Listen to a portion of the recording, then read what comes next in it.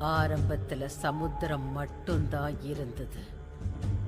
அந்த தாய் தீவு உருவாகிற வரைக்கும் அது டெஃபிட்டி.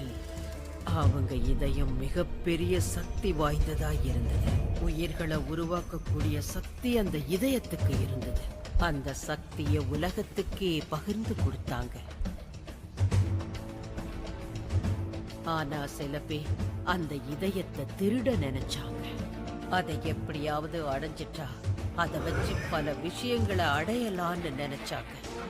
ஆனா ஒரு நாள் அவங்க எல்லாரையும் விட தைரியசாலி மிக பெரிய கடலை தாண்டி அந்த இதயத்தை திருட வந்தான்.